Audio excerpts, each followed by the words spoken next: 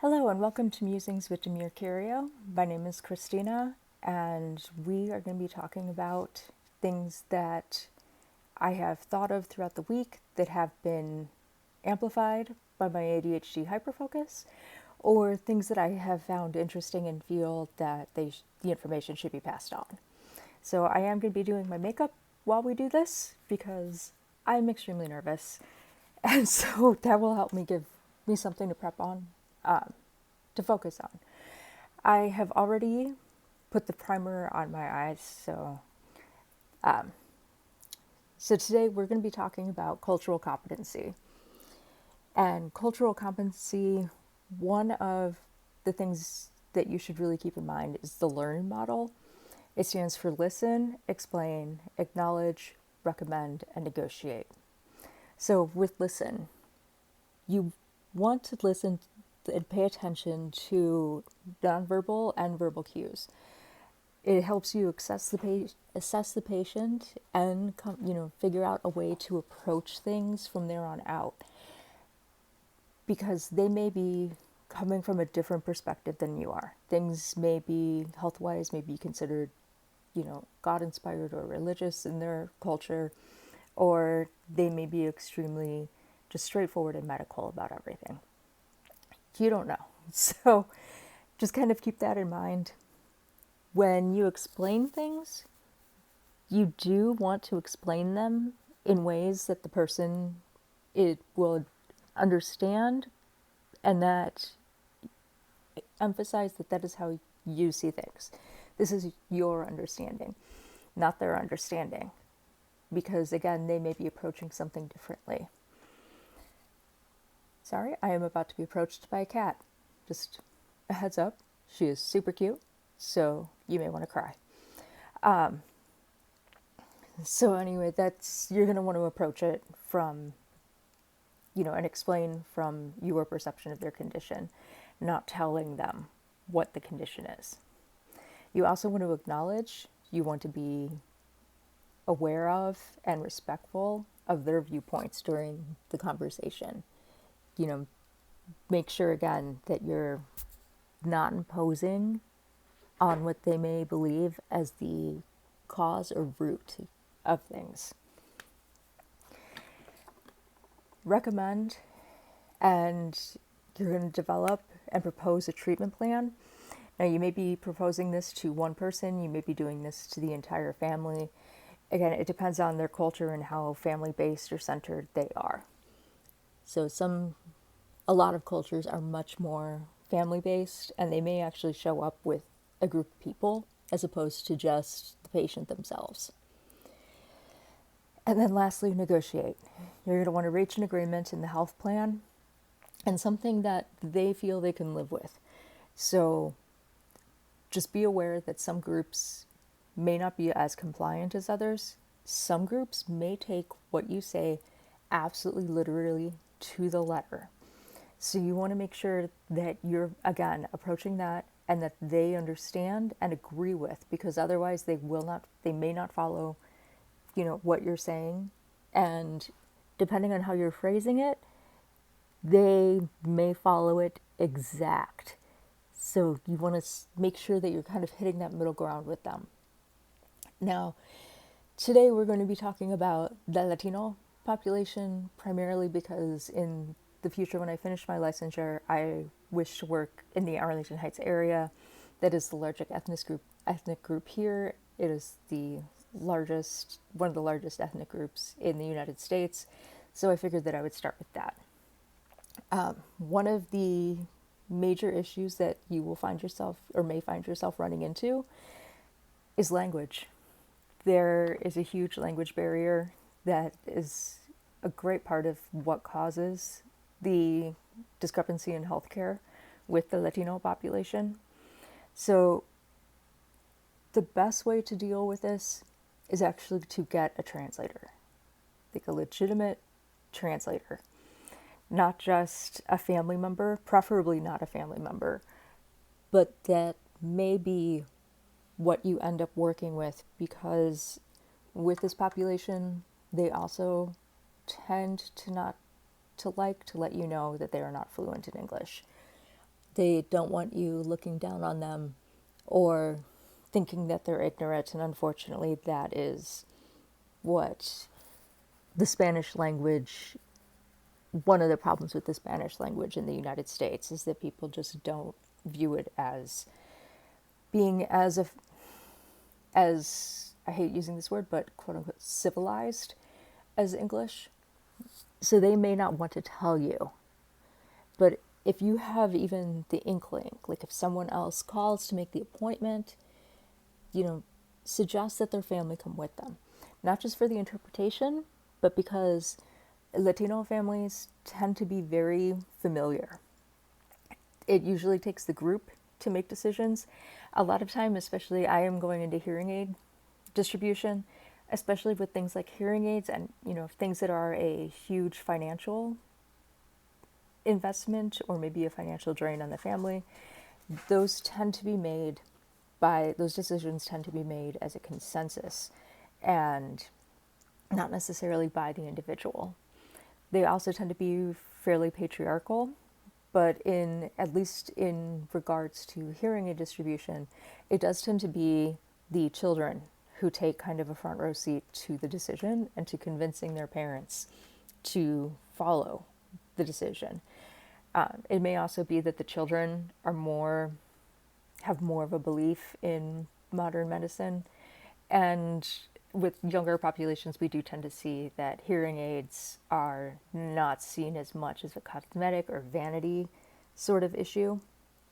So that may be, the way that you have to approach that. Again, that's kind of a coverall. It's not an always. So, keep that in mind. You also do need to take compliance into consideration when you're dealing with the Latino population. A lot of people will not be compliant with your recommendations or what they're supposed to be doing, both because they may not understand what the exact directions are. That may be part of it. And that's another reason why you want to, when they make the appointment, recommend that someone from the family come with. Not only is it in case there is that language barrier, even though children, you should be using an interpreter if at all possible, but if, you have to as a last resort, the children may be able to help, which also does help your understanding of what's going on, as well as the patient's understanding about what you're saying. And instructions for testing, it's a huge importance. The Latino population tends to be either sidelined or spoken down to, especially within healthcare. Don't do that. That should be, I shouldn't even need to be saying that, but unfortunately, I feel like I do need to. So their health condition, their life is just as important as everybody else's. They do have the same needs. And again, going back to what I'm going into professionally, everybody, your hearing is so important for everything. And that population also tends to be very religious, church going. That's wonderful. Sorry, my eyeliner just massively smeared. So you would want to be, respectful of that. You would also want to,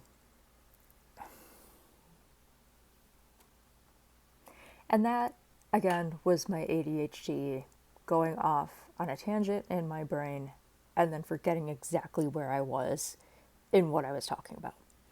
So, back to, I can't even remember, honestly, I can't even remember. I'm sorry.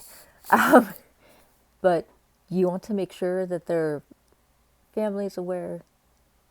You want to, when you're recommending a treatment, bring it back to what's important to them. And the way you find out what's important to them is the same way that you would find out what's important to everybody. don't make assumptions. So, I come from an Italian background. I don't look it, but my family is Italian. We were interfaith, we were Italian and Jewish. I was not raised in the Catholic faith, but when people hear my name, a lot of times they assume that I grew up in a Catholic church-going family, and that just is not the case. So just like that may not be the case for a Latino family. So don't assume what their religious beliefs are. You would want to ask them. Just like in order to find, one of the ways to find out what type of background they're coming from and what their beliefs are is to ask them. You know, in the very beginning, what do you believe caused your health condition?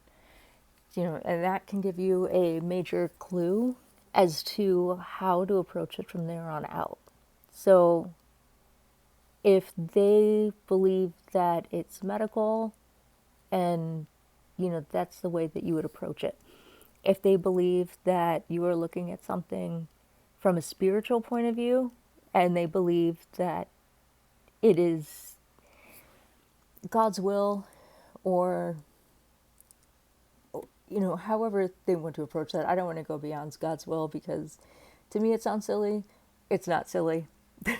I just don't know why I cannot seem to say it. But you know, there are cultures that still believe that things are caused by demonic forces. So that may be something that you want to be aware of. By asking what their beliefs are, you would find out. And the language barrier is, I keep going back to that, but that is really a huge barrier.